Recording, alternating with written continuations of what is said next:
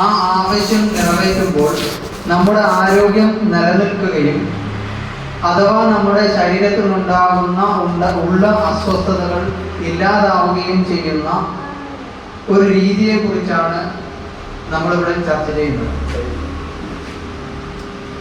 ആദ്യം ഒരു ചികിത്സയും ആവശ്യം വരാതെ, ചികിത്സ എവിടെയാണ് കൊടുക്കുന്നത്? നമ്മുടെ ശരീരത്തിന്. എന്തിനാണ് നമ്മൾ ചികിത്സിക്കുന്നത്? രോഗമുള്ള അവസ്ഥയിൽ രോഗത്തെ സുഖപ്പെടുത്താൻ വേണ്ടി. എങ്കിൽ രോഗത്തെ ചർച്ച ചെയ്യുമ്പോൾ നമ്മൾ ആദ്യം ചർച്ച ചെയ്യേണ്ട ഒരു വിഷയമാണ് ആരോഗ്യം എന്നാൽ എന്തെന്നുള്ളത്. ആരോഗ്യം എന്നാൽ എന്ത് എന്ന ചോദ്യത്തിന് ലോകാരോഗ്യ സംഘടന നൽകിയ ഒരു വിവക്ഷ എന്ന് പറയുന്നത് ശാരീരികവും മാനസികവുമായ സുസ്ഥിതി എന്നാണ്. ശാരീരികവും മാനസികവുമായ സുസ്ഥിതി എങ്ങനെയാണ് തിട്ടപ്പെടുത്താൻ കഴിയുക, എങ്ങനെയാണ് മനസ്സിലാക്കാൻ കഴിയുക? ശാരീരികവും മാനസികവുമായ സുസ്ഥിതി അളക്കുന്നത് സ്വന്തം മനസാക്ഷി കൊണ്ടാണ്. അല്ലാതെ ഇന്ന് ശരീരത്തിൻ്റെയോ മനസ്സിൻ്റെയോ നല്ല അവസ്ഥയെ അളക്കാനുള്ള ഒരു മാർഗവും ഇന്ന് ലോകത്ത് സയൻസ് ഇത്രയും അല്ലെങ്കിൽ ശാസ്ത്രം ഇത്രയും പുരോഗതി പ്രാപിച്ചിട്ടും ഇല്ല എന്നുള്ളതാണ് വാസ്തവം. ഒരു വേദനയെ എന്തുകൊണ്ടാണ് അളക്കുക? മനസ്സിനുണ്ടാകുന്ന ദുഃഖത്തെ എന്തുകൊണ്ടാണ് അളക്കുക? മനസ്സിനുണ്ടാകുന്ന സന്തോഷത്തെ എന്തുകൊണ്ടാണ് അളക്കുക? അപ്പോൾ മാനസികവും ശാരീരികവുമായ സുസ്ഥിതിയാണ് നമ്മൾ ആരോഗ്യം എന്ന് പറയുന്നത്. അപ്പോൾ ഈ ആരോഗ്യം നമുക്കെല്ലാവർക്കും ഉണ്ടോ എന്ന് ചോദിച്ചു കഴിഞ്ഞാൽ നമുക്കെല്ലാവർക്കും ആരോഗ്യം ഉണ്ട്. നമ്മൾ എന്താണ് ചെയ്യേണ്ടത്? ഈ ആരോഗ്യത്തെ കെട്ടുപോകുന്ന രീതിയിലുള്ള പ്രവർത്തനങ്ങൾ ഈ ശരീരത്തോട് ചെയ്യാതിരിക്കുക എന്നത് മാത്രമാണ്. ശരീരത്തിൻ്റെ ആരോഗ്യം ഇല്ലാതാകുന്ന അല്ലെങ്കിൽ ഉള്ള ആരോഗ്യം നശിക്കുന്ന പ്രവർത്തനങ്ങൾ ചെയ്യാതിരിക്കുക എന്നുള്ളതാണ് ആരോഗ്യ സംരക്ഷണത്തിൽ നാം ചെയ്യേണ്ടത്. അപ്പോൾ ശരീരത്തിന് ഒരു ചികിത്സയും ആവശ്യമില്ലാതെ, എന്നാൽ ശരീരം അതിന് ആവശ്യപ്പെടുന്ന ആവശ്യങ്ങളെ മനസ്സിലാക്കിക്കൊണ്ട് ശരീരത്തിൻ്റെ കൂടെ നിൽക്കുമ്പോൾ അത് ആരോഗ്യം നൽകും. ഒപ്പം തന്നെ ശരീരത്തിലുണ്ടാകുന്ന പ്രയാസങ്ങളെ ഇല്ലാതാക്കാനുള്ള ശേഷിയും നമ്മുടെ ശരീരത്തിനുണ്ട്. അങ്ങനെയാണ് പ്രകൃതി നമ്മെ സൃഷ്ടിച്ചിട്ടുള്ളത് അല്ലെങ്കിൽ സംവിധാനിച്ചിട്ടുള്ളത്. ഒപ്പം തന്നെ നമ്മൾ മനസ്സിലാക്കേണ്ട വളരെ പ്രധാനപ്പെട്ട കാര്യം എന്ന് പറയുന്നത്, നമുക്ക് നമ്മുടെ മനസ്സ് എന്ന് പറഞ്ഞാൽ നമുക്കതിനെ അറിവ് എന്ന് പറയാം. അറിവും മനസ്സും. എന്നാൽ ഈ മനുഷ്യന്റെ ആർജിച്ചെടുത്ത അറിവ് കൊണ്ടല്ല മനുഷ്യ ശരീരം വർക്ക് ചെയ്യുന്നത്, പ്രവർത്തിക്കുന്നത് എന്നുള്ള യാഥാർത്ഥ്യം നമ്മളെല്ലാം ഏതോ അർത്ഥത്തിൽ മറന്നുപോയിരിക്കുന്നു എന്നുള്ളതാണ്. അതുകൊണ്ടാണ് ഇത്തരം ക്ലാസ്സുകൾക്ക് തന്നെ പ്രസക്തി വരുന്നത്. ഒരു 3-4 ഉദാഹരണത്തിലൂടെ നമുക്ക് നമ്മുടെ ശരീരം പ്രവർത്തിക്കുന്നത് നമ്മൾ ഇത്ര കാലവും ആർജിച്ചെടുത്ത അറിവ് കൊണ്ടല്ല എന്നുള്ളത് വ്യക്തമാകുന്നതാണ്. നമ്മൾ രാത്രി ഉറങ്ങുന്നുണ്ട്. ഉറങ്ങുന്ന സമയത്ത് നമ്മുടെ ശരീരത്തിൽ ഉറങ്ങുന്നതിന് തൊട്ട് മുൻപ് ഭക്ഷണം കഴിച്ചിട്ടുണ്ടാകും. ഈ ഭക്ഷണത്തെ ദഹിപ്പിച്ച് അതുപോലെ തന്നെ ശരീരത്തിൻ്റെ ഉച്ചി മുതൽ ഉള്ളംകാല് വരെ മുഴുവൻ ഭാഗങ്ങളിലും രക്തചംക്രമണം നടത്തുകയും കഴിച്ച ഭക്ഷണത്തെ ദഹിപ്പിച്ച് അതിനാവശ്യമായ അതിലുള്ള മാലിന്യങ്ങളെ നീക്കി അതിനാവശ്യമായ ആ ഭക്ഷണത്തിലുള്ള എന്തൊന്നാണോ ശരീരത്തിന് ആവശ്യമായിട്ടുള്ളത് അവയെ കൃത്യമായി ശരീരത്തിന് ഉപയോഗപ്പെടുത്തുകയും ചെയ്യുന്ന പ്രവൃത്തി. അതുപോലെ തന്നെ നമ്മൾ ഉറങ്ങുന്ന സമയത്ത് എന്ത് ചെയ്യുന്നുണ്ട്? ശ്വസിക്കുന്നുണ്ട്. ശരീരം ശ്വസിക്കുന്നുണ്ട്, അതുപോലെ തന്നെ രക്തചംക്രമണങ്ങൾ നടത്തുന്നുണ്ട്, നമ്മൾ കഴിച്ച ഭക്ഷണത്തെ ദഹിപ്പിക്കുന്നുണ്ട്. വളരെ ക്ഷീണിതനായി കിടന്ന നാം രാവിലെ എഴുന്നേൽക്കുമ്പോഴേക്കും ആ ക്ഷീണം വരെ മാറുന്നുണ്ട് നമുക്ക്. അത് നമ്മൾ ആർജിച്ചെടുത്ത അറിവിന്റെ പരിണിത ഫലമല്ല, ശരീരം സ്വയം പ്രവർത്തിക്കാനുള്ള കഴിവ് കൊണ്ട് ശരീരം സ്വയം പ്രവർത്തിക്കുകയാണ് എന്നുള്ള അറിവ് നമുക്ക് പൂർവികർക്ക് അറിയാമായിരുന്നു. നമ്മുടെ ഇടയിൽ ആ അറിവ് നശിച്ചു പോയിരിക്കുന്നു. അതുപോലെ തന്നെ പ്രസവിച്ച ഉടനെയുള്ള ഒരു കുഞ്ഞ്, ആ കുഞ്ഞിന് എന്ത് അറിവാണുള്ളത്? പക്ഷേ ആ കുഞ്ഞിന്റെ ശരീരത്തിലും നമ്മുടെ ശരീരത്തിൽ എന്തൊക്കെ നടക്കുന്നുണ്ടോ ആ പ്രവർത്തനങ്ങളൊക്കെയും ആ കുഞ്ഞിന്റെ ശരീരത്തിൽ നടക്കുന്നുണ്ട്. കുഞ്ഞ് പ്രസവിച്ച ഉടനെ തന്നെ കരയുന്നുണ്ട്, അപ്പിയിടുന്നുണ്ട്, അതുപോലെ തന്നെ മലമൂത്ര വിസർജനം നടത്തുന്നുണ്ട്, രക്തചംക്രമണം നടത്തുന്നുണ്ട്. അങ്ങനെ തുടങ്ങി നാം നമ്മുടെ ശരീരത്തിൽ ഉറങ്ങുമ്പോൾ സംഭവിക്കുന്ന എല്ലാം തന്നെ ഈ ശരീരത്തിൽ, ഈ കുഞ്ഞിന്റെ ശരീരത്തിലും സംഭവിക്കുന്നുണ്ട്. ആ കുഞ്ഞ് ആർജിച്ചെടുത്ത അറിവ് എന്താണുള്ളത്? ആ കുഞ്ഞിന് ശരീരം കൃത്യമായി ഫങ്ഷൻ ആകുന്നുണ്ടോ ഇല്ലേ?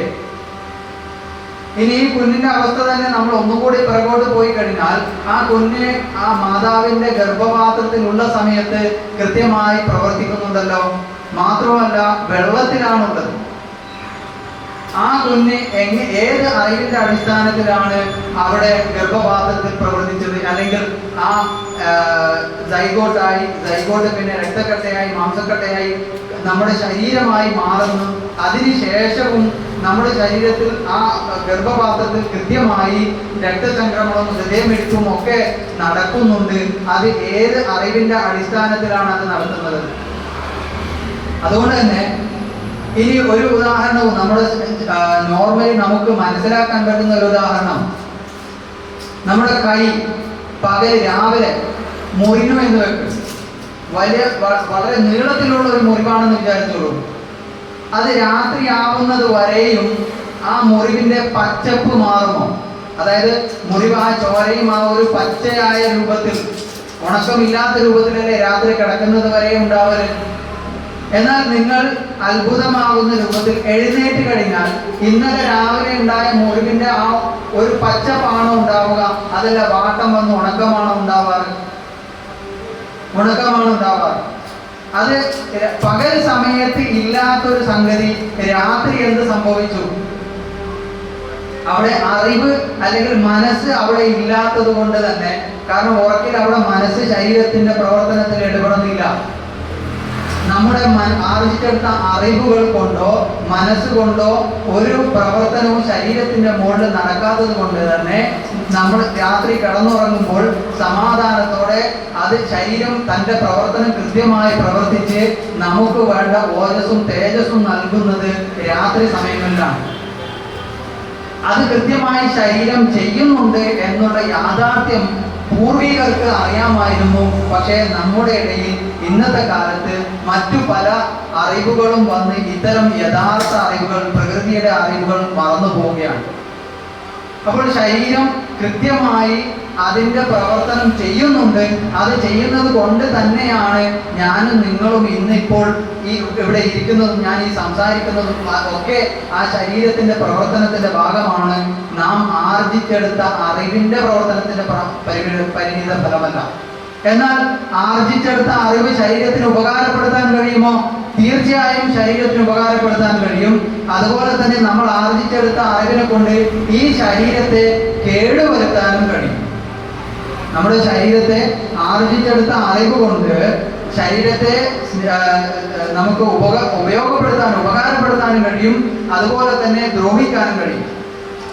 ഒരു തണുപ്പുള്ള സമയത്ത് നമ്മളൊരു സ്വെറ്റർ എടുത്ത് പുതക്കുകയാണ്. അത് ശരീരത്തിനെ സംരക്ഷിക്കുകയാണ് നമ്മൾ സ്വെറ്റർ കൊണ്ട് ചെയ്തത്. അത് നമ്മുടെ അറിവിന്റെ പരിണിത ഫലമായിട്ട് ചെയ്തതാണ്.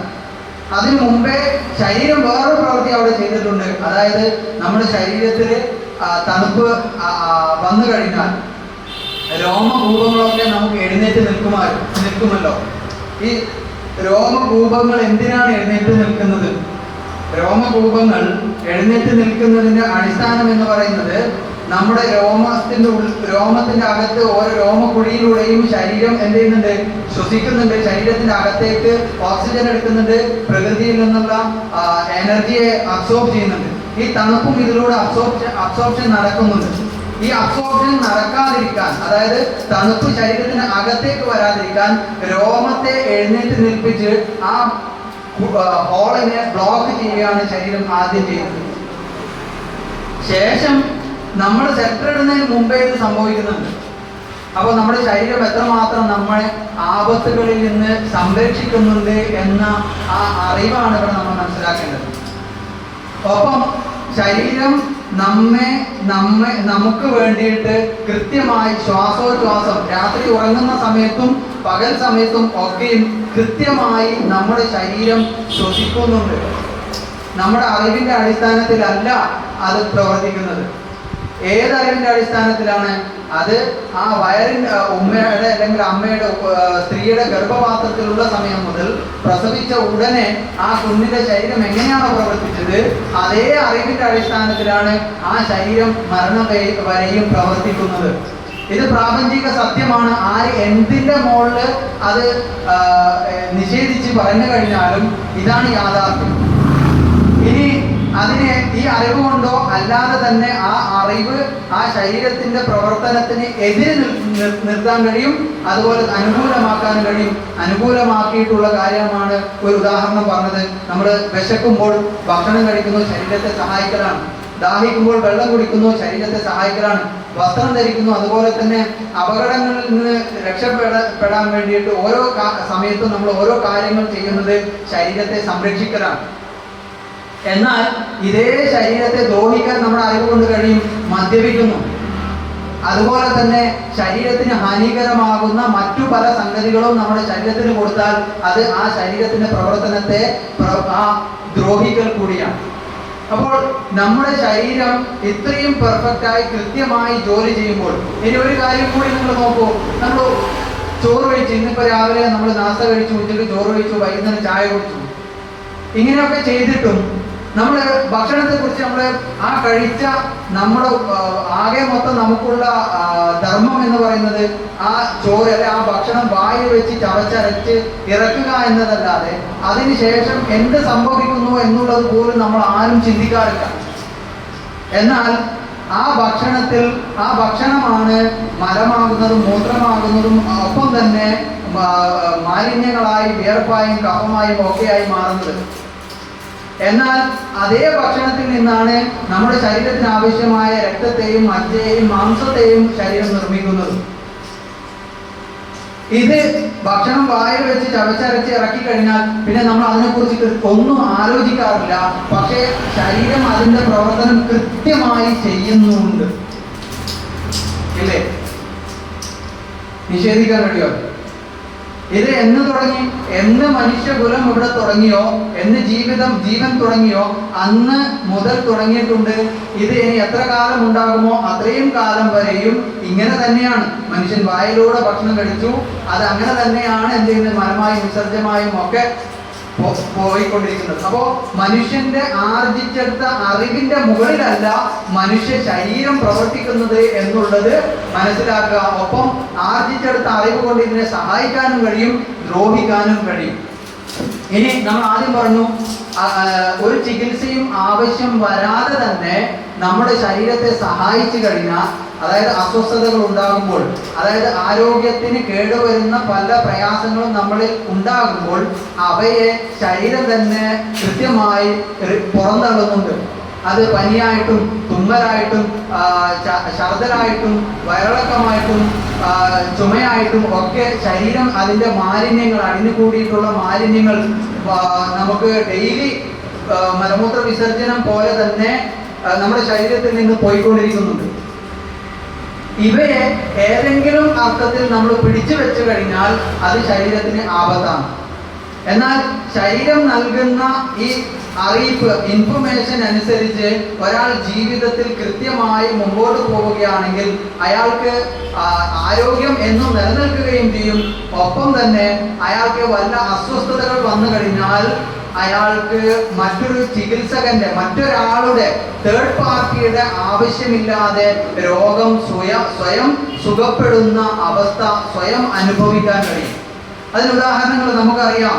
പനി വരുമ്പോൾ നമുക്ക് എന്താ സംഭവിക്കാറ്? സാധാരണ നിലയിൽ നല്ല ക്ഷീണമുണ്ടാകും, അല്ലെങ്കിൽ ആദ്യം വായ കയ്പുണ്ടാവും. ചില ആൾക്ക് പനി തുടങ്ങുന്ന സമയത്ത് വായ കയ്പൊന്നും ഉണ്ടാവില്ല, പക്ഷെ വിശപ്പുണ്ടാവില്ല. എന്നാൽ വിശപ്പില്ലെങ്കിൽ നമ്മൾ ഭക്ഷണം കഴിക്കുന്ന ശീലമായതുകൊണ്ട് നമ്മൾ ഭക്ഷണം കഴിക്കും. ഇങ്ങനെ ഭക്ഷണം കഴിച്ചു കഴിഞ്ഞാൽ വായ കയ്പ് വരും. വായ കയ്പ് തരുന്ന എന്താ അർത്ഥം? നിങ്ങൾ ഇങ്ങോട്ട് ഇനി ഒന്നും കൊടുക്കരുതേ, ശരീരം പറയുകയാണ് നമ്മളോട്, ശരീരത്തിന്റെ അകത്തൊന്നും കൊടുക്കരുതേ എന്ന് ശരീരം പറയാം. പക്ഷെ നമ്മൾ അതിനെയും ധിക്കരിച്ചുകൊണ്ട് അച്ചാറൊക്കെ തൊട്ട് നക്കിക്കൊണ്ട് നമ്മൾ വീണ്ടും കഴിക്കും. അപ്പൊ ശരീരം വീണ്ടും എന്ത് ചെയ്യും? സ്ട്രോങ് ആയിട്ട് പനി കൂട്ടുകയും നമ്മളെ തളർത്തി കിടത്തുകയും ചെയ്യും. അപ്പോഴും നമ്മൾ കഞ്ഞി കൊടുക്കും. അപ്പോൾ ഛർദ്ദലുണ്ടാകും. ചിലപ്പോൾ ഛർദ്ദലിനെ നമ്മൾ നിർത്താനുള്ള പല ടെക്നിക്കുകളും നോക്കും. അപ്പോൾ വയറിളക്കം ഉണ്ടാവും. വയറിളക്കത്തെയും നിർത്തും. അപ്പോഴാണ് ഈ സാധനം, ഈ പുറന്തള്ളേണ്ട സാധനം ശരീരം രക്തത്തിലേക്ക് എത്തുന്നത്. അങ്ങനെ രക്തത്തിലേക്ക് എത്തിക്കഴിഞ്ഞാൽ രക്തത്തിലൂടെ ചൊറിച്ചൽ ഉണ്ടാക്കിയിട്ട് ശരീരം പുറന്തള്ളാൻ ശ്രമിക്കും. അപ്പോൾ ചൊറിച്ചലിന് നമ്മൾ എന്ത് ചെയ്യും? ഷോർട്ട് കട്ടുകൾ എങ്ങനെയെങ്കിലും ഇല്ലാതാക്കാനുള്ള സംവിധാനങ്ങൾ കാണുമ്പോൾ വീണ്ടും അത് മറ്റു പല ഭാഗങ്ങളിലേക്കും എക്സിമയായിട്ടും മറ്റു പല രോഗങ്ങളുമായി മാറുന്നു. ഇങ്ങനെയാണ് നമ്മുടെ ശരീരത്തിൽ രോഗങ്ങൾ വ്യാപിക്കുന്നത്, ശരീരത്തിൽ രോഗങ്ങൾ ഉണ്ടാകുന്നത്. അപ്പോൾ ശരീരം ആദ്യം തന്നെ നൽകുന്ന ഇൻഫർമേഷൻ, അറിയിപ്പുകൾ അനുസരിച്ച് ഒരാൾ ജീവിക്കുകയാണെങ്കിൽ അയാൾക്ക് തേർഡ് പാർട്ടി ആയിട്ട് ഒരാളുടെ ആവശ്യമില്ലാതെ തന്നെ അയാളുടെ ശരീരത്തിലെ അസ്വസ്ഥതകളെ, ബുദ്ധിമുട്ടുകളെ, പ്രയാസങ്ങളെ നീക്കാൻ കഴിയും.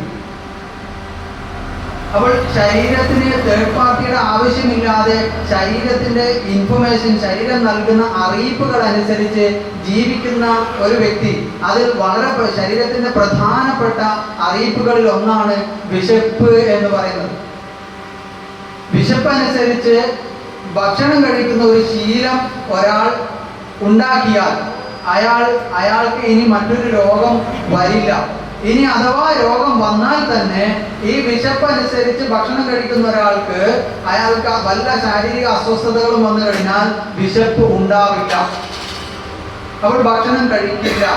ഇനി അഥവാ അത്തരം അവസ്ഥകളിൽ വിശപ്പുണ്ടായാൽ തന്നെ ആ ശരീരത്തെ നിരീക്ഷിക്കുന്ന ഒരു വ്യക്തിയാണെങ്കിൽ അയാൾക്ക് ആ സമയത്ത് പർട്ടിക്കുലറായിട്ട് എന്തെങ്കിലും ഒരു ടേസ്റ്റിനോട്, രുചികളോട്, നമുക്ക് 6 രുചികളാണുള്ളത്: ഉപ്പ്, കയ്പ്, ചവർപ്പ്, മധുരം, അങ്ങനെ പുളി, അങ്ങനെ തുടങ്ങിയിട്ട് 6 രുചികൾ. ഈ രുചിയിലൂടെ ഭക്ഷണത്തെ ചോദിക്കും. ചിലപ്പോൾ മധുരം അടങ്ങിയ ഭക്ഷണമായിരിക്കാം, ചിലപ്പോൾ ചവർപ്പുള്ള ഭക്ഷണമായിരിക്കാം, ചിലപ്പോൾ കയ്പുള്ള ഭക്ഷണമായിരിക്കാം. അത് ശരീരത്തിന് എന്തൊന്നിന്റെ കുറവാണോ ഉള്ളത് അതനുസരിച്ച് ആ ശരീരം നമ്മളോട് ചോദിക്കും. അപ്പോൾ ചില സന്ദർഭങ്ങളിൽ ചില ആൾക്കാർക്ക് പനിക്കുന്ന സമയത്ത് ബിരിയാണി തിന്നാൻ ആഗ്രഹം വരാറുണ്ട്. ചില ആൾക്കാർക്ക് ബത്തക്ക തിന്നാൻ ആഗ്രഹം വരാറുണ്ട്. അപ്പൊ അത്തരം സന്ദർഭങ്ങളിൽ ആ പർട്ടിക്കുലർ ആയിട്ടുള്ള ഭക്ഷണം മാത്രം കഴിക്കുക എന്നല്ലാതെ അനാവശ്യമായി വിശപ്പില്ലാതെ ഭക്ഷണം കഴിക്കുമ്പോൾ ശരീരത്തിന് എതിരായ ഒരു പ്രവർത്തനമാവുകയും അത് കാരണമായി വീണ്ടും പ്രയാസങ്ങളിലേക്ക് പോവുകയാണ്. അതിന് ഒരു തമിഴിലൊരു ചൊല്ലുണ്ട്. ചൊല്ല് എന്ന് പറഞ്ഞു കഴിഞ്ഞാൽ മരുന്തന വേണ്ടാവാം യാർക്കേക്ക് അരുന്തിയത് അற்றிയത് പോറ്റി പോയി എന്ന് പറഞ്ഞാൽ ശരീരത്തിന് മരുന്ന് എന്ന് പോലും ആവശ്യമില്ല. ഇത് 500 കൊല്ലം മുൻപ് പറഞ്ഞ ഒരു കവിതയാണ്. ആ കവിതയിൽ പറയുന്നത് മനുഷ്യ ശരീരത്തിന് മരുന്ന് എന്ന ഒന്നേ ആവശ്യമില്ല, എപ്പോൾ വിശന്ന് കഴിക്കുന്ന സ്വഭാവം, അതായത് ആദ്യം ഭക്ഷണം കഴിച്ചു, അത് പുറത്തു പോയി എന്ന് ഉറപ്പിച്ചതിന് ശേഷം രണ്ടാമത് ഭക്ഷണം കഴിക്കുന്ന ഒരു ശീലമുള്ള ഒരാൾക്ക് മരുന്ന് എന്നൊന്നും ആവശ്യമില്ല എന്ന് പറഞ്ഞു കഴിഞ്ഞാൽ അയാൾക്ക് അസുഖം തന്നെ ഉണ്ടാകുന്നില്ല എന്നാണ്. അപ്പോൾ ആരോഗ്യം നിലനിർത്തി ജീവിക്കുക എന്ന് പറയുന്നത് വളരെ സിമ്പിളായ കാര്യമാണ്. നമ്മൾ മനസ്സുകൊണ്ട് അല്ലെങ്കിൽ നമ്മൾ ശരീരത്തെ ശ്രദ്ധിക്കുന്ന ഒരു കാര്യം, അല്ലെങ്കിൽ ശരീരത്തിന്റെ അറിയിപ്പനുസരിച്ച് ജീവിക്കുന്ന ഒരു ജീവിത രീതി ഉണ്ടായാൽ മതി. അതിൽ വളരെ പ്രധാനപ്പെട്ടതാണ് ഒന്ന് വിശപ്പ് എന്നുള്ളത്. രണ്ടാമത്തെ കാര്യമാണ് ഉറക്കം എന്നുള്ളത്. നമ്മുടെ ശരീരത്തിന് ആവശ്യമായ എന്തൊരു സംഗതി ഉണ്ടോ ആ സംഗതിയെ ക്രിയേറ്റ് ചെയ്യുകയും ശരീരത്തിന് എന്തൊരു പ്രയാസങ്ങളുണ്ടോ ആ പ്രയാസങ്ങളെ നീക്കുകയും ചെയ്യുന്ന അവസ്ഥ എന്ന് പറയുന്നത് രാത്രിയുടെ ഉറക്കിലാണ്. നിങ്ങൾ പകൽ സമയത്ത് എന്തെങ്കിലും പ്രയാസങ്ങളുണ്ടായി ഉറങ്ങിയാലും ആ ഉറക്ക് നിങ്ങൾക്ക് വീണ്ടും ക്ഷീണം ഉണ്ടാക്കുക എന്നല്ലാതെ നമ്മുടെ പൂർണ്ണമായും നമുക്ക് ആരോഗ്യം വീണ്ടെടുക്കുന്ന ഒന്നിലേക്കാവില്ല. എന്നാൽ രാത്രിയിലത്തെ നമ്മുടെ ഉറക്ക് എന്ന് പറയുന്നത് വളരെയധികം നമുക്ക് എനർജി നൽകുന്ന ഒന്നാണ്. രാത്രി സമയങ്ങളിൽ നമ്മൾ കൃത്യമായി ഒരു കഴിയുമെങ്കിൽ ഒരു 10 മണിക്ക് മുമ്പായി ഉറങ്ങുന്ന ഒരു ശീലം നമുക്കുണ്ടായി കഴിഞ്ഞാൽ നമുക്ക് അത് മതി നമ്മുടെ ആരോഗ്യം നിലനിർത്താൻ. ആരോഗ്യം ഉണ്ടാക്കാൻ എവിടെയും പോകണ്ട, കാരണം ഓൾറെഡി നമുക്കൊക്കെ ആരോഗ്യം ഉണ്ട്. പക്ഷേ ആ ആരോഗ്യം നിലനിർത്താനുള്ള ശ്രമമാണ് നമ്മൾ ഓരോരുത്തരും ചെയ്യേണ്ടത്. ആരോഗ്യത്തെ നിലനിർത്തുക എന്നതാണ് നമ്മുടെ ദൗത്യം. ആരോഗ്യത്തെ ഉണ്ടാക്കല്ല, ആരോഗ്യത്തെ നിലനിർത്തുക. അതായത് ആരോഗ്യത്തെ നശിപ്പിക്കുന്ന പ്രവർത്തനങ്ങൾ ചെയ്യാതിരിക്കുക. അതിൽ ഏറ്റവും വളരെ പ്രധാനപ്പെട്ട ഒന്നാണ് നാം ആദ്യം പറഞ്ഞത്, വിശപ്പിനെ ഗൗനിക്കാതിരിക്കുക. വിശപ്പനുസരിച്ച് ഭക്ഷണം കഴിക്കുന്ന ഒരു ശീലം ആർക്ക് ആ ഒരു ശീലമായിട്ടുണ്ടോ അയാൾക്ക് മറ്റൊരു തേർഡ് പാർട്ടിയുടെ ആവശ്യം വരുന്നില്ല, ചികിത്സ പോലും ആവശ്യം വരുന്നില്ല. ഇനി ഉറക്കും ഭക്ഷണത്തിന്റെ ഒപ്പം തന്നെ ഉറക്കിനെയും കൃത്യമായി ഗൗനിക്കേണ്ടതുണ്ട്. ഭക്ഷണം വിശപ്പനുസരിച്ച് ഭക്ഷണം കഴിക്കുകയും രാത്രി നേരത്തെ കിടന്നുറങ്ങി വളരെ നേരത്തെ എഴുന്നേൽക്കുകയും ചെയ്യുന്ന ഒരു ശീലം നമ്മുടെ ശീലമായി നമ്മുടെ ജീവിതത്തിന്റെ ഭാഗമായി മാറിയാൽ അയാൾക്ക് തേർഡ് പാർട്ടിയായി അല്ലെങ്കിൽ രോഗിയായി മറ്റൊരു ഹോസ്പിറ്റലോ മറ്റൊരു സ്ഥാനത്തോ ഇനി അക്യുപങ്ക്ചറിസ്റ്റിന്റെ അടുത്ത് വരെ വരേണ്ടതില്ല. ഇത് നമ്മൾ ഓരോരുത്തരും അക്യുപങ്ക്ചറിസ്റ്റായ ഓരോരുത്തരുടെയും അനുഭവത്തിന്റെ മുകളിൽ പറയുന്നത്. ജീവിതത്തിൽ രോഗം ഇല്ലാതെ അല്ലെങ്കിൽ രോഗം വന്നു കഴിഞ്ഞാൽ മറ്റൊരാളുടെ സഹായമില്ലാതെ ജീവിക്കേണ്ട ജീവിത രീതിയെ കുറിച്ചാണ് നമ്മളിപ്പോൾ ഇതുവരെ പറഞ്ഞത്. ശരീരം പ്രവർത്തിക്കാൻ വേണ്ടിയിട്ട് മനുഷ്യൻ ആർജിച്ചെടുത്ത അറിവിന്റെ ആവശ്യമില്ലാതെ തന്നെ ശരീരം വർക്ക് ചെയ്യുന്നുണ്ട് എന്നുള്ളത് തെളിവ് സഹിതം നമ്മുടെ ശരീരത്തിന്റെ പ്രവർത്തനത്തെ കുറിച്ചാണ് പറഞ്ഞത്. ഇനി അതിനെ കൃത്യമായി നമ്മൾ എങ്ങനെയാണ് പരിപാലിക്കേണ്ടത് എന്നതിന് ശരീരം നൽകുന്ന അറിയിപ്പ് അനുസരിച്ചാണ്. ശരീരം നൽകുന്ന അറിയിപ്പിൽ ഏറ്റവും വലുതാണ് ഒന്ന് ഉറക്ക് എന്ന് വിശപ്പ് എന്ന് പറയുന്നത്, രണ്ടാമത്തത് ഉറക്ക് എന്നുള്ളത്. ഈ രണ്ട് കാര്യങ്ങളും നിങ്ങൾ കൃത്യമായി നിങ്ങളുടെ ജീവിത മാർഗമായി നിങ്ങൾ കൊണ്ടുപോകാൻ ശ്രമിക്കുകയാണെങ്കിൽ തീർച്ചയായും നിങ്ങൾക്ക് മൂന്നാമതൊരാളുടെ ആവശ്യമില്ല ചികിത്സക്ക് പോലും. ഇനി നമുക്ക് നമ്മുടെ ശരീരത്തെ സഹായിക്കുന്ന മറ്റൊരു കാര്യമാണ് ചികിത്സ എന്നുള്ളത്. ഒന്നാമത് നമ്മൾ പറഞ്ഞു, മനുഷ്യ ശരീരത്തിൽ ചികിത്സ പോലും ആവശ്യമില്ലാതെ നമ്മുടെ ശരീരത്തിന് കൃത്യമായി അതിൻ്റെ ഫങ്ഷൻ അല്ലെങ്കിൽ ചികിത്സ പോലും ആവശ്യമില്ലാതെ രോഗം മാറ്റാനുള്ള സിദ്ധി ശരീരത്തിനുണ്ട്. അതിനെ കൃത്യമായി നമുക്ക് ഇന്ന ഉറക്കത്തെയും ഭക്ഷണത്തെയും ശ്രദ്ധിച്ചാൽ മാത്രം മതിയാകുന്നതാണ് കൃത്യമായി നിങ്ങൾക്ക് നിങ്ങളുടെ അസുഖങ്ങൾ പോലും ഇല്ലാതാക്കാനും ഉള്ള ആരോഗ്യം നിലനിർത്തി പോരാൻ. എന്നാൽ നമുക്ക് അങ്ങനെ പോരാ എന്ന് തോന്നുകയാണ്, ചികിത്സ ആവശ്യമാണ് എന്ന് തോന്നുകയാണെങ്കിൽ നിങ്ങൾക്ക് ചികിത്സ സ്വീകരിക്കാം. ഏത് ചികിത്സ സ്വീകരിക്കാം? ഇന്ന് ഇന്ത്യ മഹാരാജ്യത്ത് നമ്മുടെ ഓരോ പൗരന്റെയും അവകാശമാണ് ചികിത്സ എന്ന് പറയുന്നത്. അവനവന് ഇഷ്ടമുള്ള ചികിത്സ സ്വീകരിക്കുക എന്നുള്ളത്. ഇന്ന് ലോകാരോഗ്യ സംഘടന അംഗീകരിച്ച 103 ചികിത്സകളുണ്ട്. ആ ചികിത്സയിൽ ഇന്ത്യയിൽ പ്രാബല്യത്തിലുള്ള ഏത് ചികിത്സയും നിങ്ങൾക്ക് സ്വീകരിക്കാവുന്നതാണ്. അതിലൊന്നാണ് അക്യുപങ്ക്ചർ. ചികിത്സ എന്ന് പറയുമ്പോൾ 2 രൂപത്തിലുള്ള ചികിത്സകളുണ്ട്. ഒന്ന് മരുന്നോട് കൂടിയുള്ള ചികിത്സയുണ്ട്, മറ്റൊന്ന് മരുന്നില്ലാത്ത ചികിത്സകളുണ്ട്. മരുന്നില്ലാത്ത ചികിത്സയിൽ ഇന്ന് പ്രശസ്തമായ ഒരു ചികിത്സയാണ് നമ്മുടെ നാടുകളിലൊക്കെ കേരളക്കരയിൽ അങ്ങേയറ്റം ഇപ്പോൾ ട്രെൻഡിങ് ആയിരിക്കുന്ന ഒരു ചികിത്സയാണ് അക്യുപങ്ക്ചർ ചികിത്സ എന്നുള്ളത്. അക്യുപങ്ക്ചർ ചികിത്സയിൽ യാതൊരുവിധ മരുന്നുകളോ മറ്റോ ഉപയോഗപ്പെടുത്തുന്നില്ല. ഇനി ചികിത്സ എന്ന് പറയുമ്പോൾ നമ്മളിവിടെ മനസ്സിലാക്കേണ്ട പ്രധാനപ്പെട്ട കാര്യം, 2 കാര്യങ്ങൾ ചികിത്സയിലുണ്ട്. ചികിത്സ എന്ന് പറയുമ്പോൾ അതിൽ 2 കാര്യങ്ങൾ അടങ്ങിയിരിക്കുന്നു. അതിലൊന്നാണ് ചികിത്സയിൽ രോഗനിർണയം എന്നുള്ളത്. രണ്ടാമത്തെ കാര്യം ചികിത്സാ പ്രവൃത്തി, ചികിത്സിക്കുക എന്ന പ്രവൃത്തി. ഒന്നാമത്തത് രോഗനിർണയം, രണ്ടാമത്തത് ആ ചികിത്സാ മുറി. പരമ്പരാഗതമായ ചികിത്സയായ ആയുർവേദം, സിദ്ധ, യുനാനി, അക്യുപങ്ക്ചർ, അതുപോലെ തന്നെ ഹോമിയോ, ഇവയ്ക്കൊക്കെ അവരവരുടേതായ തനതായ രോഗനിർണയ ഉപാധികളുണ്ട്. ഈ രോഗനിർണയ ഉപാധിയിലാണ് ചികിത്സയുടെ മുഴുവൻ രഹസ്യങ്ങളും അല്ലെങ്കിൽ ചികിത്സയുടെ മുഴുവൻ തത്വങ്ങളും ഒളിഞ്ഞു കിടക്കുന്നത്.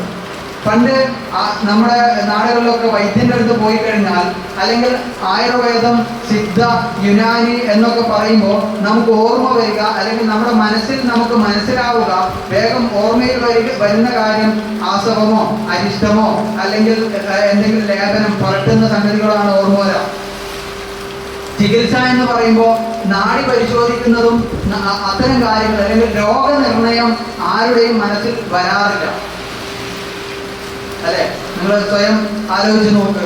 പണ്ട് നമ്മൾ അല്ലെങ്കിൽ ഇപ്പോഴും ഉള്ള പാരമ്പര്യ വൈദ്യത്തിന്റെ അടുത്ത്, വൈദ്യന്മാരുടെ അടുത്ത് നിങ്ങൾ പോകുമ്പോൾ അല്ലെങ്കിൽ അക്യുപങ്ക്ചറിസ്റ്റിന്റെ അടുത്ത് വരുമ്പോൾ നാഡി പരിശോധിച്ച് രോഗനിർണയം ചെയ്ത് അതനുസരിച്ച് ട്രീറ്റ്മെന്റ് ചെയ്യുകയാണ് ചെയ്യുന്നത്, അല്ലെ, ചികിത്സിക്കുകയാണ് ചെയ്യുന്നത്. എന്നാൽ നമ്മളിവിടെ അലോപ്പതി അല്ലെങ്കിൽ മോഡേൺ മെഡിസിൻ എന്ന് പറയുമ്പോൾ നമ്മുടെ മനസ്സിൽ ആദ്യം ഓടി വരുന്നത് എന്താണ്? നമ്മുടെ മനസ്സിൽ മോഡേൺ മെഡിസിൻ എന്ന് പറയുമ്പോൾ ഓർമ്മ വരിക പ്രത്യേകിച്ചും ലാബ് ടെസ്റ്റുകളും അതുപോലെ തന്നെ അത്തരം കാര്യങ്ങളായിരിക്കും. എന്നാൽ ഇവിടെ നമ്മൾ പ്രത്യേകം മനസ്സിലാക്കേണ്ട ഒരു കാര്യം, ചികിത്സ എന്ന് പറയുന്നത് നിങ്ങൾക്ക് ഇഷ്ടമുള്ള ചികിത്സ സ്വീകരിക്കാം.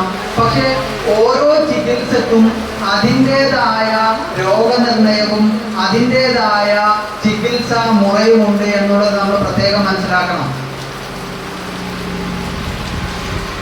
അലോപ്പതി മോഡേൺ മെഡിസിന്റെ രോഗനിർണയമാണ് ലാബ് ടെസ്റ്റും മലമൂത്ര അങ്ങനെ തുടങ്ങിയ വിസർജ്യങ്ങളും അതുപോലെ തന്നെ സ്കാനിങ്, എക്സ്റേ തുടങ്ങിയിട്ടുള്ള കാര്യങ്ങളും.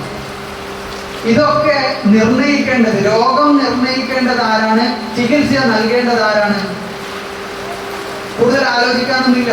രോഗം നിർണയിക്കേണ്ടതും ചികിത്സ നൽകേണ്ടതും വൈദ്യനാണ്, ഡോക്ടറാണ്, ചികിത്സകനാണ്, അല്ലെ?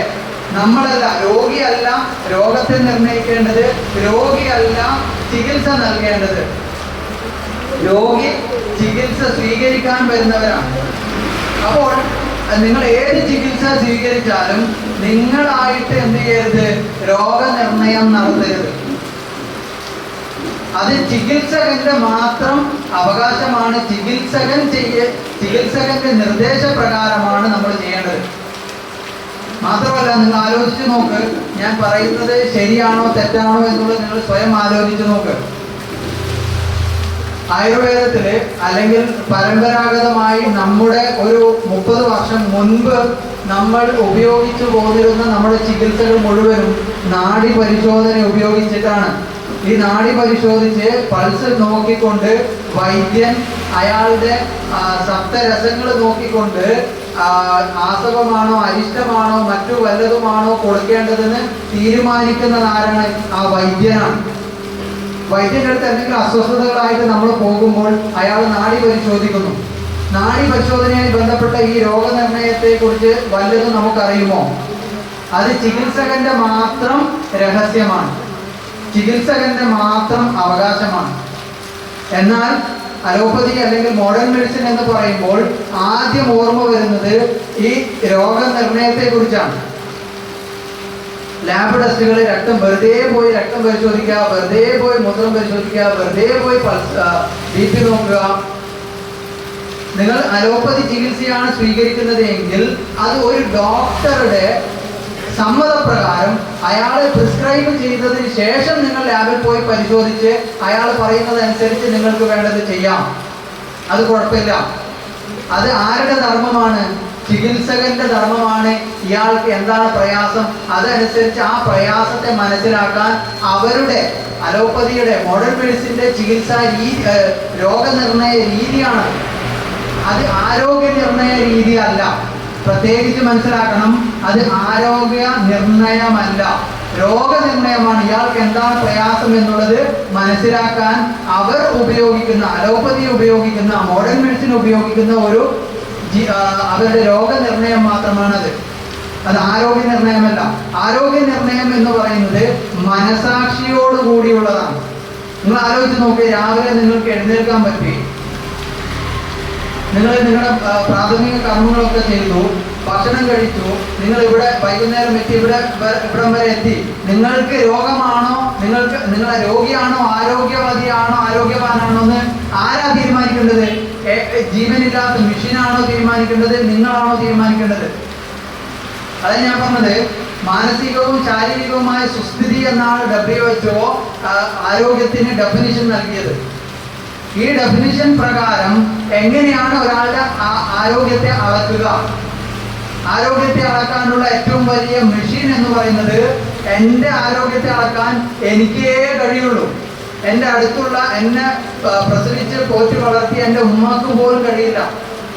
നമ്മൾ അസ്വസ്ഥതയായിട്ട് ഞാൻ അനങ്ങാതെ കിടക്കുമ്പോൾ, അല്ലെങ്കിൽ വയ്യാതെ കിടക്കുമ്പോൾ എന്ത് പറ്റി എന്ന് ചോദിച്ച് വേണ്ട ശുശ്രൂഷകൾ നമുക്ക് നൽകാൻ സാധിച്ചേക്കാം. എങ്കിൽ പോലും എൻ്റെ ശരീരത്തിൻ്റെ അകത്ത് നടക്കുന്ന പ്രയാസങ്ങളെ, അത്തരം സംഗതികളെ കണ്ടെത്തുക എന്ന് പറയുന്നത് എന്തിൻ്റെ അടിസ്ഥാനത്തിലാണ്? അത് ശരീരം, മനസാക്ഷി കൊണ്ടാണ്, മനസ്സുകൊണ്ടാണ്, അല്ലെങ്കിൽ ശരീരം കൊണ്ടാണ്, ശരീരമാണ് അത് ചെയ്യുന്നത്. ഇനി ഇവിടെ മനസ്സിലാക്കുന്നത്, അക്യുപങ്ക്ചറിൽ വരുമ്പോൾ പലപ്പോഴും അക്യുപങ്ക്ചറിനെ നമ്മുടെ നാട്ടുകാർക്ക് പ്രത്യേകിച്ച് പറയാനുള്ളത്, മരുന്ന് നിർത്തും, അതുകൊണ്ട് അവിടെ പോകരുത് എന്നാണ്. സത്യത്തിൽ നമ്മളാരും മരുന്ന് നിർത്താറില്ല.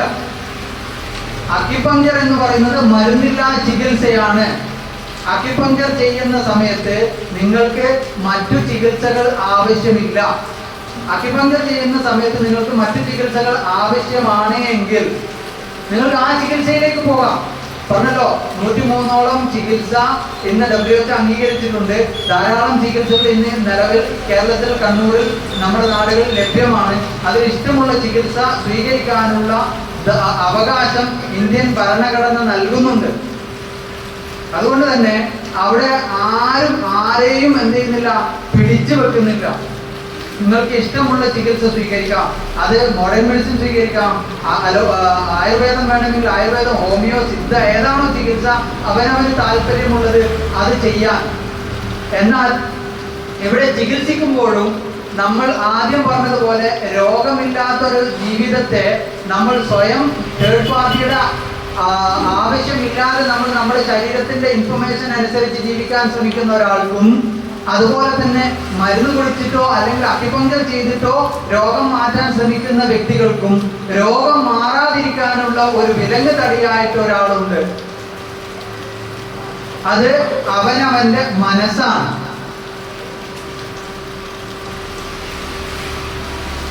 അത് മനസ്സിലായിട്ടല്ലേ? അവനവന്റെ മനസ്സാണ് രോഗം മാറ്റാതിരിക്കാനുള്ള, അല്ലെങ്കിൽ രോഗം സുഖപ്പെടാതിരിക്കുവാനുള്ള കാരണം. അതേപോലെ തന്നെ രോഗം മൂർജിക്കുവാനുള്ള കാരണവും മനസ്സാണ്. അതിനെ 1982 അമേരിക്കയിൽ നാഷ്വിൽ എന്ന് പറയുന്ന ടൗണിൽ സാം ലാൻഡി എന്ന് പറയുന്ന വ്യക്തിക്ക് സംഭവിച്ച സംഭവത്തെ അതിനുശേഷം വലിയൊരു പഠനം തന്നെ നടന്ന, ഒരു ഗവേഷണം നടന്ന ഒരു സംഗതിയാണിത്. അതായത് സാം ലാൻഡി എന്ന് പറയുന്ന സാധാരണക്കാരനാണ്. അദ്ദേഹത്തിന് അന്നനാളത്തിലൊരു വേദന, തൊണ്ടയ്ക്ക് ഒരു വേദന വന്നിട്ട് 1 ദിവസം 2 ദിവസം 3 ദിവസം ക്ഷമിച്ചു നിന്നു. 4ാമത്തെ ദിവസം ഡോക്ടറെ അടുത്ത് പോയി. ഡോക്ടർ പരിശോധിച്ചപ്പോൾ ആ സമയത്ത് സ്കാനിങ്ങിൽ എക്സ്റേ മാത്രമായിരുന്നു മാക്സിമം പറ്റുന്നത്. അങ്ങനെ എക്സ്റേ എടുത്തു. എക്സ്റേ എടുത്തതിന് ശേഷം ഇദ്ദേഹത്തോട് ഡോക്ടർ തിരിച്ചും മറിച്ചും ചോദിച്ചു, നിങ്ങൾ സിഗരറ്റ് വലിക്കാറുണ്ടോ, സ്മോക്കിംഗ് ഉണ്ടോ, വേറെ എന്തെങ്കിലും ദുശീലങ്ങളുണ്ടോ? ഒന്നുമില്ല, എനിക്കൊരു കുഴപ്പവുമില്ല. എന്താണ് പ്രോബ്ലം എന്ന് ചോദിച്ചു. നിങ്ങളെ കൂടെ വേറെ ആരെങ്കിലും വന്നിട്ടുണ്ടോ? അല്ല, എൻ്റെ ഉത്തരവാദിത്വം എനിക്ക് തന്നെയാണെന്ന് പറഞ്ഞു. അങ്ങനെ ഡോക്ടർ അയാളോട് പറയുന്നു, നിങ്ങളുടെ അന്നനാളത്തിൽ ഒരു ക്യാൻസർ ആണ്, അതുകൊണ്ട് തന്നെ നിങ്ങൾ വളരെ ആഴ്ചകൾക്കകം മരണപ്പെടുന്നു. ഇത് അവസാന സ്റ്റേജാണെന്ന് പറഞ്ഞു. നിങ്ങളുടെ ജീവിതത്തിൽ നിങ്ങൾക്ക് ഇനി എന്താണോ ആഗ്രഹിക്കാനുള്ളത് അതൊക്കെ ചെയ്തോളി എന്ന് പറഞ്ഞിട്ട് ഡോക്ടർ പറഞ്ഞയച്ചു. അദ്ദേഹത്തിന് അങ്ങനെ കേട്ട് കഴിഞ്ഞാൽ നമ്മുടെ മനസ്സെന്തായിരിക്കും അവസ്ഥ? ഒരാൾക്ക് ക്യാൻസർ ആണ് എന്ന് കേൾക്കുമ്പോൾ ഉണ്ടാകുന്ന അവസ്ഥ എന്തായിരിക്കും? ആ അവസ്ഥയോടുകൂടി അയാൾ വീട്ടിൽ വന്നു. അയാൾ 3 ആഴ്ച 4 ആഴ്ച കൊണ്ട് മരണപ്പെട്ടു. മരണപ്പെട്ടതിന് ശേഷം ആ ഡോക്ടർക്ക് തന്നെ വളരെയധികം അത്ഭുതമായി. അങ്ങനെ ആ ഡോക്ടർ ഈ ശരീരത്തെ പോസ്റ്റ്മോർട്ടം ചെയ്ത് നോക്കിയപ്പോൾ ആ ശരീരത്തിൽ ക്യാൻസറിന്റെ ഒരു അടയാളം പോലും ഉണ്ടായിരുന്നില്ല. പിന്നെ അതിന്റെ മുകളിൽ വളരെയധികം റിസർച്ചുകൾ നടന്നു. ഇത്തരത്തിൽ മരണപ്പെടുന്ന ധാരാളം ശരീരങ്ങളെ പോസ്റ്റ്മോർട്ടം ചെയ്തു. അതനുസരിച്ച് കിട്ടിയ റിപ്പോർട്ടിന്റെ അടിസ്ഥാനത്തിൽ അവിടെ ഒരു തീരുമാനം, ഒരു ഗവേഷണം നടന്നതെന്തെന്ന് പറഞ്ഞു കഴിഞ്ഞാൽ, ഒരു മനുഷ്യനെ കൊല്ലാൻ അയാൾക്ക് വിഷം ആവശ്യമില്ല.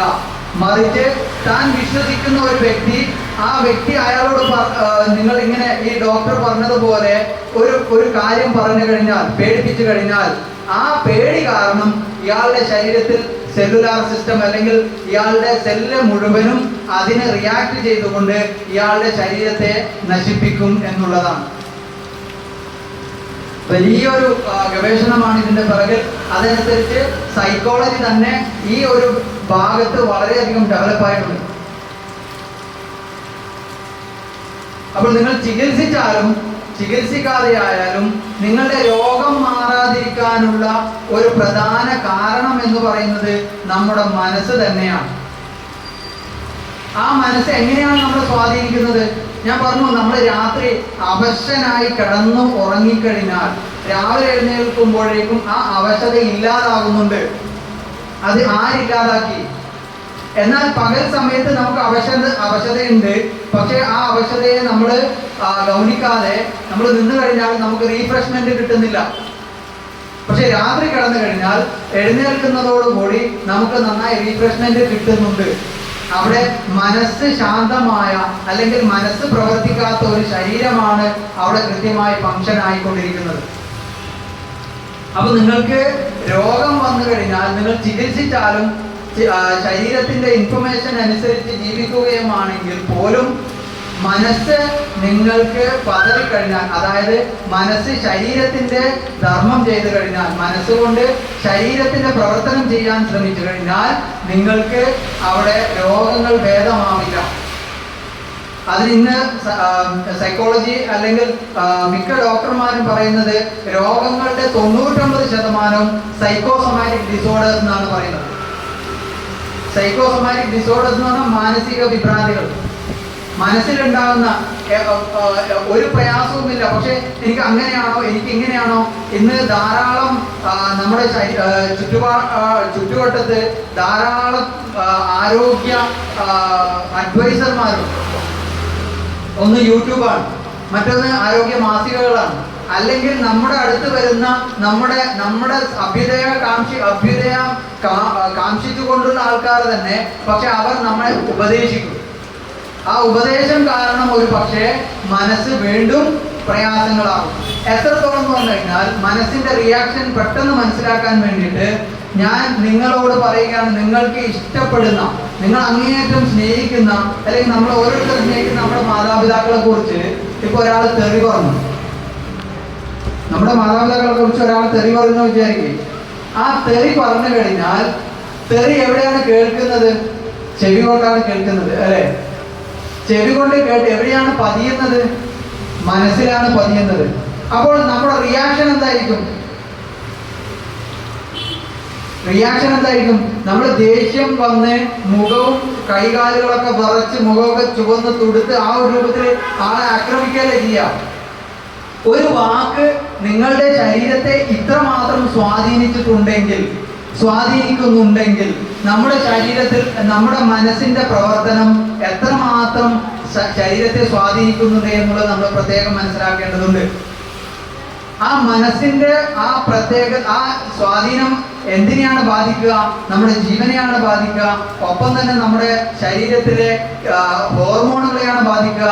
ഹോർമോണുകൾ ബാധിച്ചാൽ കെമിക്കൽ ചേഞ്ചസ് ഉണ്ടാകും, അതായത് രക്തത്തിൽ ചേഞ്ചസ് ഉണ്ടാകും. രക്തത്തിൽ ചേഞ്ചസ് ഉണ്ടാവലോടുകൂടി ശരീരത്തിന് അതനുസരിച്ച് മാറ്റമുണ്ടാകും. ഇത് ഓരോ നിമിഷവും നമ്മുടെ വികാരങ്ങൾക്കനുസരിച്ച് ശരീരത്തിന്റെ ഈ മാറ്റം നിരന്തരം തുടർന്നുകൊണ്ടിരിക്കുന്നുണ്ട്.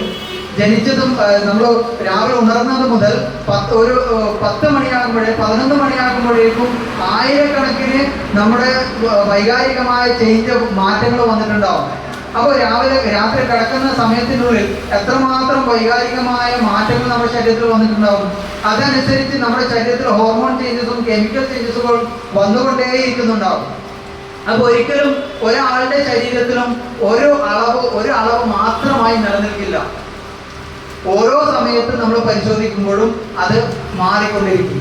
അപ്പോൾ ഇവിടെ അടിസ്ഥാനപരമായിട്ട് മനസ്സിനെയും നമുക്ക് കൃത്യമായി നമ്മുടെ അധീനതയിൽ വെക്കണമെന്നുണ്ടെങ്കിൽ നമ്മുടെ ശരീരത്തെക്കുറിച്ച് മനസ്സിലാക്കിയാൽ, ശരീരത്തെക്കുറിച്ച് ഏതുപോലെ മനസ്സിലാക്കിയാൽ നമ്മൾ കഴിച്ച ഭക്ഷണത്തെക്കുറിച്ച് ചവച്ചിറക്കി വായിലൂടെ ഇറക്കിയ എന്നല്ലാതെ ആ ഭക്ഷണത്തെക്കുറിച്ച് നമ്മൾ പിന്നെ ചിന്തിക്കുന്നില്ല. അതുപോലെ നമ്മുടെ ശരീരത്തിന്റെ പ്രവർത്തനത്തെ ശരീരം ചെയ്യുമെന്നുള്ള, ശരീരത്തിന് ചെയ്യാൻ അറിയാമെന്നുള്ള ആ അറിവിനെ കുറിച്ച് നമുക്ക് ബോധമുണ്ടെങ്കിൽ ആ മനസ്സിന്റെ സ്വാധീനം ശരീരത്തിൽ ഉണ്ടാവില്ല. സാം ലാൻഡിയുടെ ചരിത്രം പറഞ്ഞതുപോലെ സാം ലാൻഡി ആ ഗവേഷണം, അതിന്റെ റിപ്പോർട്ട് വന്നത് എന്താണ്? പേടിച്ച് ഭയപ്പെട്ട് അതനുസരിച്ച് ഹോർമോൺ ചേഞ്ചസും കെമിക്കൽ ചേഞ്ചസും വന്നിട്ടാണ് അദ്ദേഹം മരിക്കുന്നത്. അപ്പോൾ മനസ്സിന്റെ സ്വാധീനം, നിങ്ങൾ ഡോക്ടറെ അടുത്ത് പോയാലും ശരി, അതായത് ചികിത്സകന്റെ അടുത്ത് പോയാലും ശരി, അതെല്ലാം നിങ്ങൾ ഇത് പഠിച്ചു ശരീരത്തിന്റെ അറിയിപ്പുകൾ അനുസരിച്ച് ജീവിക്കാൻ തയ്യാറായി എങ്കിൽ പോലും നിങ്ങളെ സ്വാധീനിക്കും നിങ്ങളുടെ മനസ്സ്, നിങ്ങളുടെ അറിവുകൾ. ഈ അറിവുകൾ കൃത്യമായ സത്യസന്ധമായ അറിവുകൾ ലഭിച്ചാൽ അവിടെ ശരീരത്തിന്റെ മേൽ സ്വാധീനം ചെലുത്താൻ മനസ്സുകൊണ്ട് കഴിയില്ല. അതുകൊണ്ടാണ് നമ്മൾ ഇത്തരത്തിലുള്ള ക്ലാസുകൾ വെക്കുന്നത്. അതുകൊണ്ടാണ് അക്യുപങ്ചറിസ്റ്റുകൾ അക്യുപങ്ചറിലേക്ക് വരുമ്പോൾ നിങ്ങൾ ഓരോരുത്തരും രോഗികളായി വരുന്ന, ചികിത്സക്ക് വരുന്ന ഓരോരുത്തരും അവർ ട്രീറ്റ്മെന്റിന് വരുമ്പോൾ മെഡിസിൻ അല്ലെങ്കിൽ വർഷങ്ങളോളം മെഡിസിൻ എടുത്തവരായിരിക്കും. അത് അല്ലെങ്കിൽ ഷുഗറിന്റെയും പ്രഷറിന്റെയും അളവിന്റെ മുകളിൽ കുറയാൻ വേണ്ടിയിട്ട് വരുന്നവരായിരിക്കും. അക്യുപങ്ചറിൽ ഒരു അളവിനെയും കുറക്കുന്ന ചികിത്സയേ ഇല്ല. നമ്മൾ പ്രത്യേകം മനസ്സിലാക്കണം. അക്യുപങ്ചറിൽ എന്തില്ല? നമ്മുടെ അളവുകളെ കുറക്കുന്ന ചികിത്സയല്ല അക്യുപങ്ചർ. അക്യുപങ്ചർ എന്ന് പറയുന്നത് നിങ്ങളുടെ ശാരീരികവും മാനസികവുമായ ബുദ്ധിമുട്ടുകളെ, പ്രയാസങ്ങളെ, അസ്വസ്ഥതകളെ, കൈകാൽ തരിപ്പുണ്ടാവും, അതുപോലെ തന്നെ വേദനയുണ്ടാവും, വീക്കമുണ്ടാകും, അങ്ങനെ തുടങ്ങിയിട്ടുള്ള പ്രയാസങ്ങളെ നിങ്ങൾ ചികിത്സിക്കുമ്പോൾ ഇല്ലാതാകും, നിങ്ങൾക്ക് സുഖം പ്രാപിക്കാൻ കഴിയും. രക്തത്തിന്റെ അകത്തുള്ള ഗ്ലൂക്കോസിന്റെ അളവ് ഒപ്പിക്കണം എന്ന് പറഞ്ഞിട്ട് നിങ്ങൾ വന്നു കഴിഞ്ഞാൽ നിങ്ങൾക്ക് അതിനൊരിക്കലും പരിഹാരമാവില്ല അക്യുപങ്ചർ. അപ്പോൾ 3 കാര്യങ്ങളാണ് നമ്മൾ ഇതിൽ പ്രത്യേകമായി ശ്രദ്ധിക്കേണ്ടത്. നമ്മുടെ ആരോഗ്യം നിലനിർത്താൻ ആരോഗ്യ ബോധവൽക്കരണ ക്ലാസ് ആണ് നമ്മളത്. ആരോഗ്യം നിലനിർത്താൻ 2 രൂപത്തിൽ നമുക്ക് കഴിയും. ഒന്ന്, അതായത് അസ്വസ്ഥതകൾ വരുമ്പോഴാണ് നമ്മൾ കൂടുതൽ ആരോഗ്യത്തെക്കുറിച്ച് ബോധവാന്മാരാകുന്നത്. അപ്പോൾ ആരോഗ്യം എന്ന് പറയുമ്പോൾ അതിനെ നിലനിർത്താൻ 2 രൂപത്തിലൂടെ നമുക്ക് കഴിയും. ഒന്ന്, നമ്മുടെ ശരീരത്തിന്റെ കൂടെ നിന്ന് ശരീരത്തിന്റെ അറിയിപ്പുകൾ മനസ്സിലാക്കിക്കൊണ്ട് നമ്മൾ ശരീരത്തിന്റെ കൂടെ നിൽക്കുമ്പോൾ ശരീരം രോഗം മാറ്റാനും പര്യാപ്തമാണ്, ഒപ്പം ആരോഗ്യം നിലനിർത്താനും പര്യാപ്തമാണ്. ഇനി അതല്ല, നിങ്ങൾക്ക് ചികിത്സ വേണമെന്നാണ് പറയുന്നതെങ്കിൽ നിങ്ങൾക്ക് ആവശ്യമുള്ള, നിങ്ങൾക്ക് ഇഷ്ടമുള്ള ഏത് ചികിത്സയും സ്വീകരിക്കാം. അങ്ങനെ ചികിത്സകൾ സ്വീകരിക്കുമ്പോൾ ശരീരത്തിന്റെ പ്രവർത്തനത്തോട് യോജിച്ചതായ രീതിയിലുള്ള ചികിത്സകൾ സ്വീകരിക്കുക. എന്ന് പറഞ്ഞു കഴിഞ്ഞാൽ മൂക്കിലൂടെയും വായിലൂടെയും ശ്വസിക്കുക എന്നുള്ളത് ശരീരത്തിന്റെ പ്രവർത്തനമാണ്. മലമൂത്ര വിസർജനം ചെയ്യുക എന്നുള്ളത് ശരീരത്തിന്റെ പ്രവർത്തനമാണ്. ഇതിനെ തടസ്സപ്പെടുത്തുന്ന രൂപത്തിൽ പിടിച്ചു നിർത്തി കഴിഞ്ഞാൽ അത് ശരീരത്തിന് ഗുണമാണോ ദോഷമാണോ? ശ്വസിക്കുക എന്നുള്ളത് ശരീരത്തിന്റെ പ്രവർത്തനമാണ്. ഇങ്ങനെ ഇത്തരത്തിൽ ശരീരത്തിന്റെ പ്രവർത്തനങ്ങളെ അതിനെതിരായ പ്രവർത്തനം ചെയ്യുന്നത്, ഇപ്പോൾ തുമ്മൽ വന്നാൽ അതിനെ നിർത്തുന്നത്, ഛർദ്ദൽ വന്നു കഴിഞ്ഞാൽ അതിനെ സ്റ്റോപ്പ് ചെയ്യുന്നത്, അത്തരം സന്ദർഭങ്ങളിൽ എന്ത് വേണമെന്നുള്ളത് നിങ്ങൾ കൃത്യമായി പഠിക്കേണ്ടതുണ്ട്. അതുപോലെ തന്നെ പനി വന്നു കഴിഞ്ഞാൽ ശരീരം നൽകുന്ന ഇൻഫർമേഷൻ, ശരീരം നൽകുന്ന അറിയിപ്പുകൾ മനസ്സിലാക്കി മുൻപോട്ട് പോകുന്ന ഒരാൾക്ക് മറ്റൊരാളുടെ അല്ലെങ്കിൽ മറ്റൊരു ചികിത്സയുടെയും ഒന്നും തന്നെ, മരുന്ന് ചികിത്സയാവട്ടെ, അക്യുപങ്ക്ചർ ചികിത്സയാവട്ടെ, ഏത് ചികിത്സയും ആവശ്യം വരുന്നില്ല. അപ്പോഴൊക്കെയും നമ്മെ പേടിപ്പിക്കാനോ അല്ലെങ്കിൽ നമ്മുടെ ഉള്ളിൽ തന്നെ പേടിയോ ഉണ്ടായി കഴിഞ്ഞാൽ അത്തരം സന്ദർഭങ്ങളിൽ പ്രയാസങ്ങൾ കൂടുക എന്നല്ലാതെ നിങ്ങളുടെ പ്രയാസങ്ങൾ മാറാൻ പോകുന്നില്ല. അത് ഡോക്ടറെ കാണിച്ചാലും ശരി, കാണിച്ചില്ലെങ്കിലും ശരി. ഇതുപോലെ തന്നെ വലിയൊരു റിസർച്ച് നടന്ന ഒരു കാര്യമാണ്. അതായത് മനുഷ്യൻ പ്രയാസങ്ങൾ വന്ന് നടുവേദന വന്ന് ചില ഓപ്പറേഷൻ കഴിഞ്ഞ് ആ ഓപ്പറേഷൻ ചെയ്തതിന് ശേഷം കിടപ്പിലാവുകയാണ്. പക്ഷേ ഒരു